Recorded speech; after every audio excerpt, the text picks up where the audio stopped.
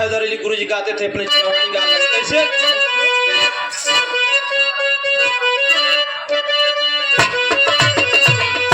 हरे राम झकोरा मारे झुलानी झकोरा मारे झुलानी कहीं साड़ी लहराई हो झकोरा मारे झुलानी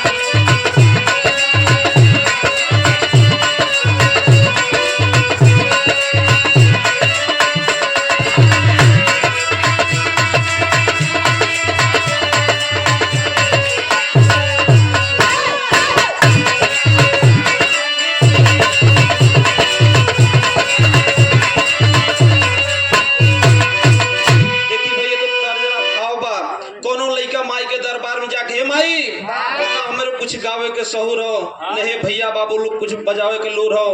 अगर माई कुछ ज्ञान दे देबू तो हमारा नैया पार हो जाए लइका कहत बका अरे बजाव माई पिड़ावा बजाव माई पिड़ावा महफिल में आई हो बजावा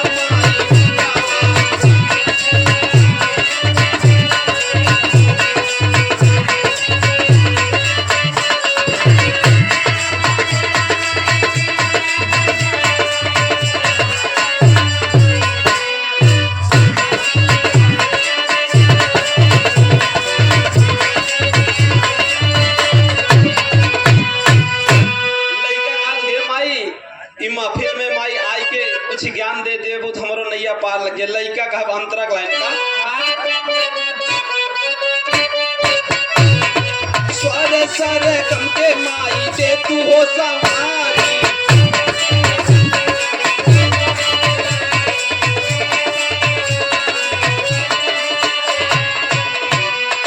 अंकवाहनी माई कब से राहिया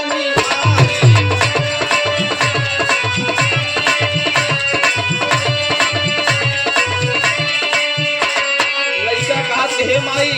लइका माई कब से आस लगाई के बैठब माई तारे कम के माई दे तू हो संहारी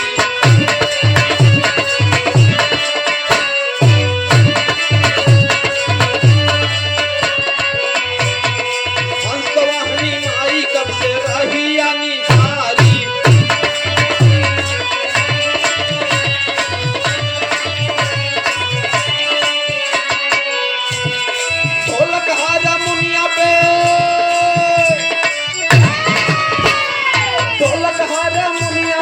फेर नजार हो बजावा माई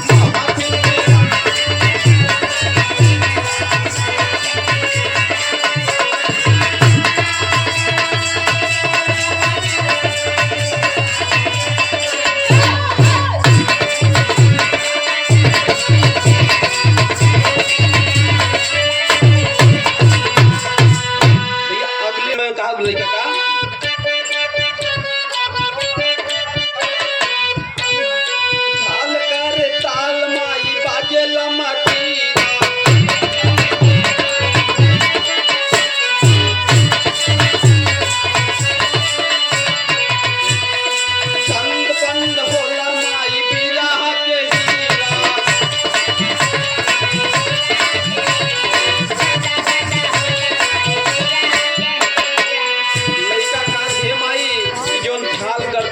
बाजत हो ये दो लाइन गावत है माई सब आप ही आशीर्वाद करो माई अगर आए के कुछ ज्ञान दे भैया बाबू लोग बैठल हुए ना इन सब बीच में कुछ गाय बजा ले कहा बका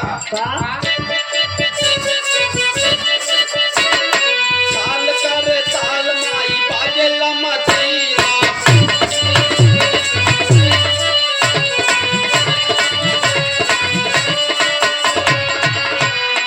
छंद बंद होला माई बिरहा के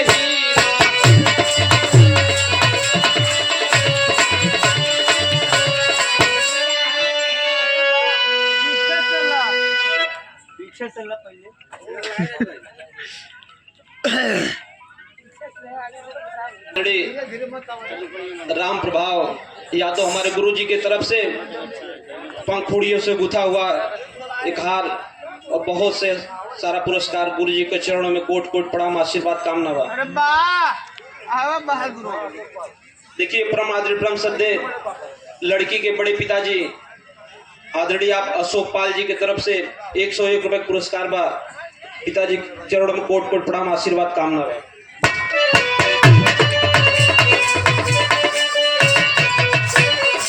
चाल कर ताल माई बाजे लम्मा